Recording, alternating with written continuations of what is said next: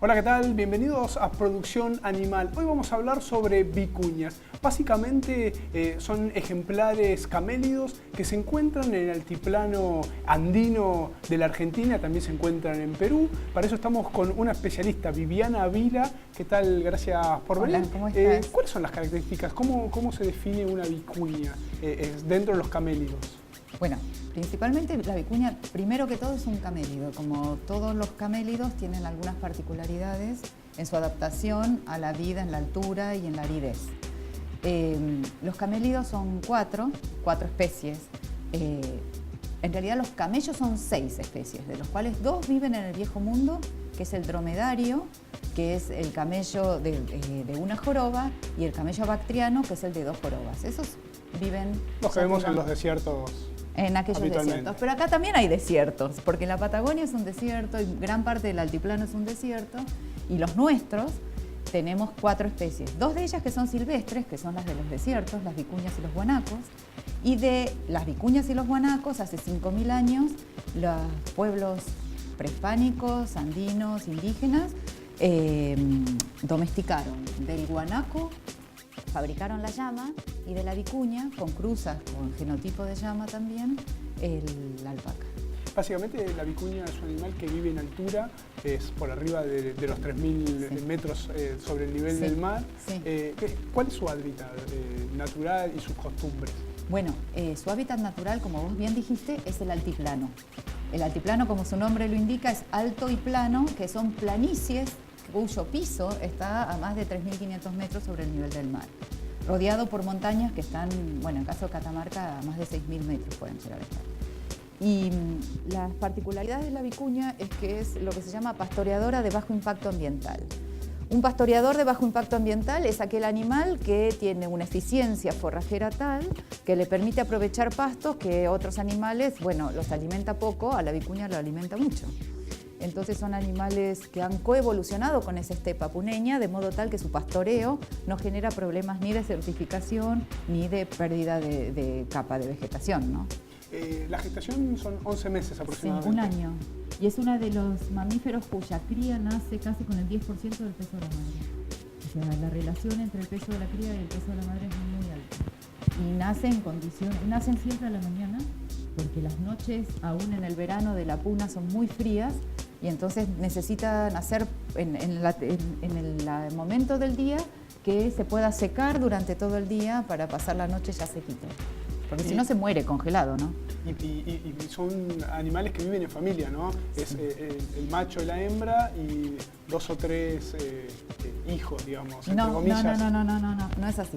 Es el macho, varias hembras, o sea... Entre 3 y 4. Entre 3 y 4, se llama poliginia eso. Muchas hembras, poliginia. Poliginia es el macho y varias hembras que no están emparentadas entre sí. Las hembras, a su vez, una vez que tienen las crías, las mantienen en la familia hasta que tienen 8 meses. Cuando tienen 8 meses, el macho echa a sus hijos machitos, los echa de la familia, y más o menos más tarde, cuando tienen 10 meses, echa también a sus propias hijas. Porque si no, digamos, es la forma en que la naturaleza evita el inbreeding, ¿no? El entrecruzamiento entre parientes. Los machitos echados de la familia se van a vivir a lo que llaman las tropas de solteros. Y entonces son como patotitas, digamos, patotas de vicuña que tienen entre 8, 10, 15, hasta 50 animales que andan merodeando los grupos familiares. Y en esa tropa de solteros se aprende a ser macho, digamos. Entre otras cosas, pelean entre sí, y algunos de estos, que son suficientemente poderosos, se animan a enfrentar a un macho territorial. Por eso vemos, cuando vamos a esas provincias, vemos que a veces 2 machos se están como enfrentando, como que se cabecean. Sí, también. Esas imágenes las vemos. O cuando un macho de la tropa de solteros intenta robarle o acercarse demasiado a una familia, entonces el macho familiar sale a defender a sus hembras y a sus crías. O a veces también lo vemos adentro mismo de las tropas de solteros, donde hay como una especie de entrenamiento de pelea entre los machitos. Como que es casi cuando son chiquitos parece un juego, pero cuando son grandes hay como un entrenamiento de pelea y después salen a pelear con el macho territorial. Llegan a medir más o menos 80 centímetros, no son muy altas. No son muy altas y tampoco son muy grandes, pesan entre 45 y 50 kilos. ¿Expectativa de vida? Mira, nosotros tenemos algunas que hemos marcado de bebés y que viven 13, 14, 15 años. Lo que pasa es que con los animales silvestres es difícil saber esas cosas porque en general uno lo sabe de los zoológicos, pero la vida en un zoológico no tiene nada que ver con la vida en la naturaleza. ¿Depredadores tienen naturales? Sí, claro. Los zorros pueden comer crías y los pumas. Y los perros cimarrones, ¿no? Porque los perros cimarrones son un peligro para la fauna en general, en todos lados.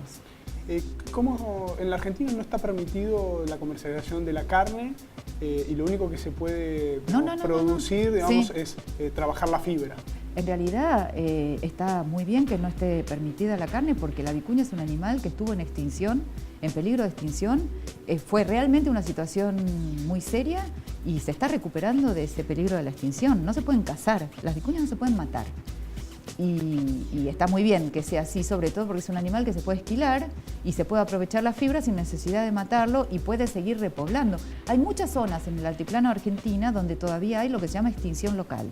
La extinción local es una zona donde habitualmente había vicuñas, por caza furtiva excesiva en 1950, 1960, toda la población de vicuñas de Argentina llegó a ser 2.000 animales. Hoy hablamos que hay entre 90 y 100.000 más o menos. Calculamos que sí, porque los censos no están actualizados y hay un viejo censo del 2006 que hablaba de unas 73.000, 75.000 vicuñas. Sí. ¿Por dónde pasa, digamos, el cuidado? Digamos, y la no caza furtiva, digamos, por leyes súper estrictas que mandan preso al cazador, entre otras cosas. Pero en realidad esa es la parte de la legislación. La vicuña, cuando estuvo en peligro de extinción seria, los 4 países que tienen altiplano, que son Perú, Bolivia, Chile y Argentina, acordaron en un acuerdo, que es un convenio, que es el convenio para la conservación de la vicuña, decidieron aunar sus esfuerzos para que la vicuña no desaparezca de la faz de la tierra. Entre esas se tomaron una serie de medidas a partir del convenio de la vicuña. Una de ellas era listar a la vicuña en lo que se llama el apéndice 1 de CITES. CITES es el Convenio Internacional del Tráfico de Especies Amenazadas, que está en nuestro país, es ley nacional, y que determina con distintos apéndices, o sea, clasifica las especies en función de su riesgo de extinción o su vulnerabilidad o su necesidad de conservación en distintos apéndices. Aquellos animales que están en el apéndice 1 no se pueden comercializar. Y la vicuña durante muchos años estuvo en el apéndice 1 y en algunas provincias de Argentina todavía está en el apéndice 1, como en La Rioja y Salta. O sea, las vicuñas de La Rioja y Salta no se pueden comercializar. Pero CITES a su vez determina el modo de comercialización del producto que se obtiene de la vicuña. Y hay una sola manera, y es la fibra de vicuña esquilada en vivo. O sea, un animal de la naturaleza se lo esquila, se lo captura, se lo esquila y se lo vuelve a liberar vivo. Esa es la única fibra legal. ¿Hay algún límite, digamos, para la cantidad de animales que se pueden esquilar? Y, digamos, ¿cada cuánto se lo puede hacer? Sí, claro, hay condiciones. Hay condiciones para la esquila y no la esquila. Por ejemplo, de todos los... esto se llama chacu. Chacu es el modo antiguo en el cual se capturaban las vicuñas en la época prehispánica. Los chacus preincaicos, incaicos, los hacía el propio Inca. Había chacus preincaicos, pero además el Inca hacía chacus de vicuña. Nosotros, digamos, de alguna manera, nuestro equipo de investigación, que es VICAM, hemos como reeditado esos chacus, a lo cual le sumamos todos los aspectos de investigación científica y sobre todo en un área que se llama el bienestar animal. O sea, nosotros trabajamos mucho en el tema del estrés de esas vicuñas, que son animales silvestres que nunca estuvieron en contacto con personas, que de repente se esquilan, se meten en un corral, se capturan, se meten en un corral, y algunas se esquilan y otras no. Entonces, justamente lo que vos decís, si yo en un corral tengo 100 animales, todos los que sean menores de 1 año no se esquilan. Todas las hembras en estado de preñez avanzada no se esquilan. Aquellos que estén muy flacos o en malas condiciones tampoco. Entonces, es un porcentaje que no llega al 50%, pero es un porcentaje de un 30% de animales que no se esquilan por razones de sustentabilidad. Porque, digamos, hay que hacer un balance entre obtener el recurso y la sustentabilidad de la población a largo plazo, sobre todo siendo una población silvestre, como en el caso de las vicuñas, que se regula por mecanismos naturales en la naturaleza. Entonces, yo si dejo una cría con poco pelo, muy probablemente esa cría se muera de frío, de hipotermia. Entonces, a esa cría este año no la esquilo porque probablemente el año que viene la pueda capturar. ¿Y hay épocas del año en las que está prohibido esquilarlas? Solo se pueden capturar vicuñas hay como una ventana muy pequeña, justamente, que es la de la primavera, entre octubre y noviembre, antes que empiece a llover, que es en diciembre, cuando el pasto está reverdiendo, digamos, en la puna, que es en esta época de la primavera, y cuando todavía no hace tanto frío como octubre, y por ejemplo, como septiembre. A ver, si yo fuera un productor el que quisiera explotar, digamos, la fibra de estos animales y quiero radicarme en alguna provincia que tenga las condiciones y que haya animales silvestres, ¿cómo es el proceso? Bueno, primero tenés dos problemas. Primero es que no sos un poblador andino y el convenio de la vicuña en su artículo 1 dice que la vicuña es principalmente para el uso del poblador local. Entonces, eso a mí me parece muy interesante porque fue lo que hizo que todas las comunidades indígenas protegieran a la vicuña en los momentos, en los álgidos, cuando la vicuña... ¿El empresario también tiene que ser local o puede ser un empresario extranjero o el otro tema es que las vicuñas no se pueden comprar. Las vicuñas son res nullius, son fauna silvestre.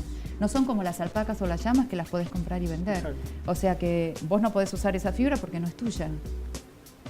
¿Y cómo se maneja ese Es que no se maneja. Las comunidades indígenas, justamente, si violás el convenio de la vicuña, bueno, no sé lo que tendrás que hacer, pero si no violás el convenio de la vicuña, en general el aprovechamiento es por las comunidades locales in situ. Y ellos sí son pobladores locales y sí tienen el uso de las vicuñas permitido a través del convenio de la vicuña. También un poco a los pobladores originarios es una manera de sustento, ¿no?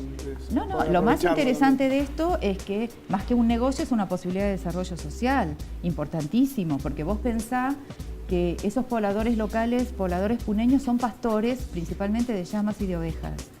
Y entonces, una producción que es más bien marginal, ninguno de ellos es un tremendo empresario. Son productores locales, algunos con tierra propia, otros con tierras de la propia comunidad indígena o aborigen a la que pertenezcan.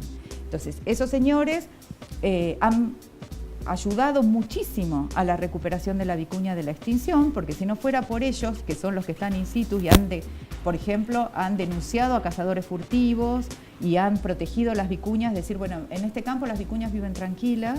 Al principio la vicuña era vista como una bendición de la Pachamama. ¿Te imaginás que la Madre Tierra traía a su animal elegido a vivir entre las llamas o entre las ovejas del Señor? Pero el animal elegido come pasto. Si bien son pastoreadoras de bajísimo impacto ambiental, en relación con lo que come una oveja, la vicuña no desertifica y la oveja sí.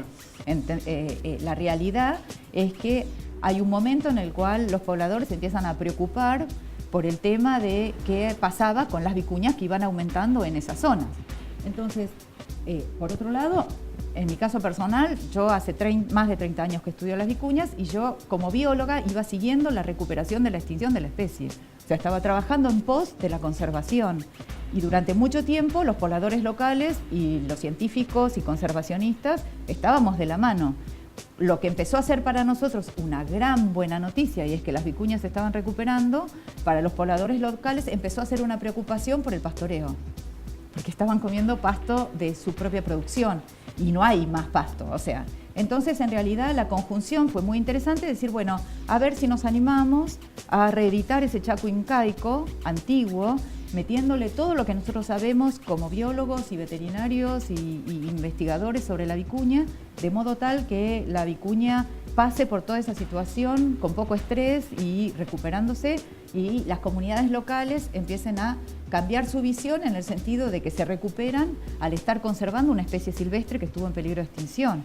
Es una situación win-win, pero acá no hay un empresariado, ¿entendés? Acá hay comunidades que están desarrollándose, haciendo el uso ancestral de su recurso con el que han vivido toda la vida. ¿Y una vicuña cuánto, digamos, en peso se puede sacar, digamos, de fibra? Bueno, eso es bastante relativo, porque en realidad hay como un precio internacional y después hay un precio de negociación, como pasa con todas estas cosas. Hubo un boom de la vicuña que fue muy interesante, en el cual el kilo de vicuña valía $800. Un vellón. Eso a veces atenta contra el cuidado, digamos, también. No, más o menos, porque en realidad lo que hay es o sea, si vos vas por el mercado, si vos querés cobrar $800, tenés que ir por el mercado legal. Y si vas por el mercado legal, es de vicuña esquilada en vivo. No hay opción, porque todo eso se etiqueta. A ver, por ejemplo, si yo estoy haciendo un chacu legal en Jujuy, tengo mis vicuñas en el corral, nosotros estamos tomando datos científicos, la gente está esquilando. Esa fibra se pesa y se precinta en el lugar. Y la precinta la autoridad de la provincia de Jujuy, que dice, esta es la cantidad de fibra que se obtuvo en este chaco. Esa fibra no puede ni aumentar ni disminuir, y queda precintada. Entonces, si se hace una venta de esa fibra, es esa cantidad. Entonces, la otra fibra que va por otro carril, que vos decís la fibra de caza furtiva, es un mercado ilegal, y es un mercado ilegal con otro precio, porque siempre es mucho más barato un mercado ilegal. Bueno, Perú, por ejemplo, tiene 220.000 más o menos ejemplares. Sí. ¿Tiene políticas similares en cuanto a la protección de los animales, en cuanto al trabajo con las fibras, o es absolutamente opuesto? Absolutamente no, porque en realidad los 4 países, Perú, Bolivia, Chile y Argentina, adscriben al convenio de la vicuña. Y el convenio de la vicuña tiene una serie de articulados. Uno de ellos, el artículo 1, dice que las vicuñas solo pueden ser esquiladas en vivo. No, dice que la vicuña es para el poblador local. Lo de esquilado en vivo es CITES. Entonces, para poder vender la fibra legal tenés que cumplir con el artículo 1. Sea en Perú, sea en Bolivia, sea en Argentina, sea en Chile. Donde quieras, donde quieras. Por supuesto que hay... Por ejemplo, hay presiones de empresas que compran territorio y quieren tener vicuñas. Pero bueno, justamente ahí está el convenio diciendo, no, bueno, la vicuña es para el poblador local. O sea, la vicuña, como al ser silvestre, las provincias son las que tienen el usufructo de ese animal. O sea, si nosotros estamos trabajando en Jujuy, la comunidad le pide a la provincia poder trabajar esa fibra, porque no son las vicuñas de ellos. Sí son de ellos las alpacas y las llamas. Ser un animal doméstico, la oveja, la alpaca y la llama, entonces eso se compran, se venden, se llevan, se traen. Ahí ¿Qué área de, digamos, de movimiento tienen en cuanto a kilómetros? Las vicuñas. No, son bastante sedentarias. Las vicuñas no se mueven mucho, excepto que sean los machos solteros. Los machos solteros sí van en busca de nuevos territorios. ¿Y hasta cuánto pueden trasladarse? 20 kilómetros. 20 kilómetros. Sí, pero así, es raro. En general son animales muy sedentarios. Si se los deja tranquilos, se quedan donde están. Son animales que, pese a lo que uno creería, necesitan tomar agua. Todos los días. Sí, igual que las alpacas. Se llama bebedores obligados. Y a cada vicuña, en una esquila, que eso era lo quedó pendiente de la pregunta anterior, se le sacan 200 gramos. O sea que para obtener 1 kilo de fibra de vicuña tenés que esquilar 50 gramos. O sea que necesitas una cantidad importante. Sí. Se ven chacos muy grandes, pero colectás poca fibra. Lo que pasa es que en relación al peso, lo que vale esa fibra es una de las fibras más valiosas del mundo, ¿no? Viviana, bueno, vos hace 30 años que trabajás especializada, bióloga en vicuñas. ¿Cómo has visto el proceso a partir de tu trabajo? Y decíamos que, bueno, llegó a estar casi extinguida a la realidad actual que hay entre 90 y 100.000. ¿Ves un futuro promisorio? ¿Ves que la caza furtiva puede llegar a ser más importante que las restricciones o los controles? Mira, las restricciones y los controles han en parte salvado la especie de la extinción, o sea que los controles no están mal, hay que sostenerlos. La caza furtiva ha aumentado muchísimo últimamente, sobre todo porque empieza a haber un mercado de fibra ilegal que es bastante complicado y bueno, suele pasar en fauna silvestre con alto valor, que hay como una mafia ahí oscura de fibra ilegal de vicuña. Se tracciona mucho desde el mercado del Alto en Bolivia, esa mafia, digamos, ese tráfico ilegal. Pese a que Bolivia casi no tiene grandes cantidades de ejemplares. No, Bolivia tiene, pero tiene de la otra subespecie. Nuestra fibra es más clara. Entonces es fácil, cuando uno va al mercado del Alto y ve fibra clara, es porque evidentemente es del norte de Argentina. O sea, enseguida hay 2 subespecies de vicuña, la vicuña, que es la nuestra, y la vicuña mensalis, que es la que se veía en alguna de las imágenes, que es más rojiza. Entonces, enseguida a la vista se ve la fibra y podés saber de cuál de las 2 subespecies es esa fibra. Si vos encontrás fibra clara en un mercado en Bolivia, sabés que es del norte de Argentina o del norte de Chile. Pese a que viven, obviamente, de manera silvestre, tienen ese movimiento de 20 kilómetros los machos. Sí, como mucho, sí. Como mucho.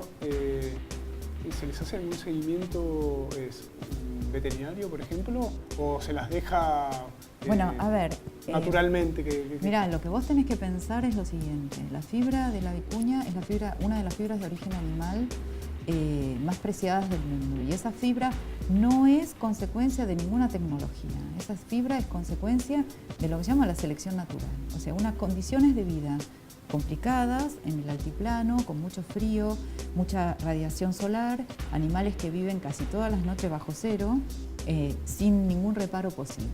Entonces, frente a esas condiciones, la naturaleza generó esta fibra, y esta fibra, la mejor manera de mantenerla es dejar esas condiciones funcionar. O sea, es muy interesante porque eso es lo que se llama uso sustentable de una especie silvestre. Vos la especie la tenés adaptada a su ambiente funcionando. Y en algún momento haces una intervención, tomás el recurso que es fibra, volvés a dejar y tratás de que siga funcionando ese sistema, porque ese sistema fue el que generó la fibra. Incluso a lo largo del programa veíamos imágenes en las que se revolcaban Claro. en el piso y Sí. vos, antes de comenzar la entrevista, decías, eso es natural. Esa tierra le sirve como protección Sí. para el animal. Sí, después hay que sacarla para hilar la fibra a esa tierra. ¿Cómo se la saca? ¿Con un cepillo? No, Es un trabajo limpiar la trabajo fibra de un, complicado. de un animal silvestre.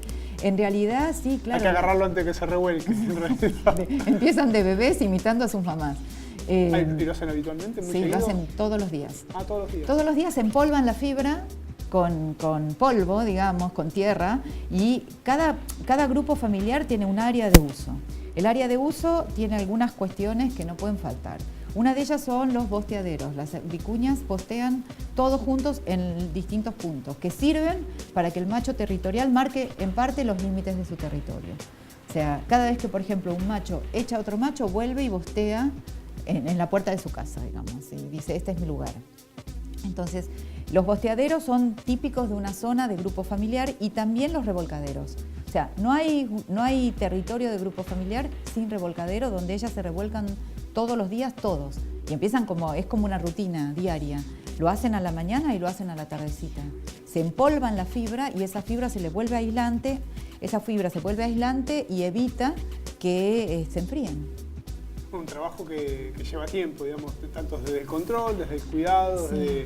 desde saber que es una especie que a través de los cazadores furtivos tiene cierto peligro, Sí. pero un trabajo que es minucioso y es año tras año. Es año tras año, y aparte es muy interesante porque, ya te digo, la vicuña es un recurso valiosísimo para una zona bastante marginal.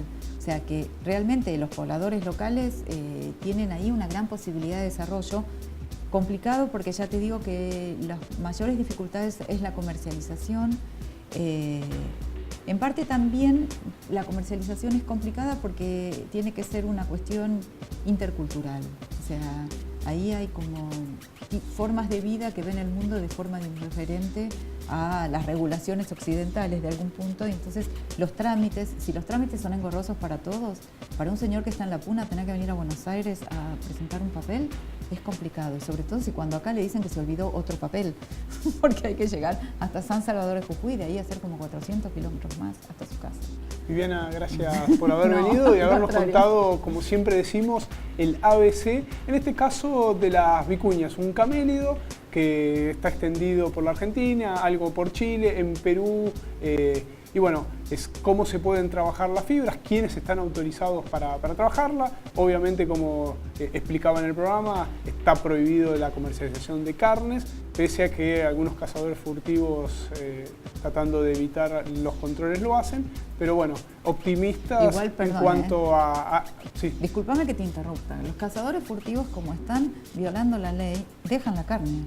O sea, agarran la fibra y se van. Lo único valioso de la vicuña es la fibra. Entonces, la carne queda ahí y se la comen los predadores de la Puna, los cóndores. Perfecto, gracias por la grabación. Una apasionada Viviana Vila que lleva a estos animales en el corazón después de 30 años de trabajo. Nos ha contado el ABC, como siempre les decimos, aquí en Producción Animal. Muchas gracias por habernos acompañado.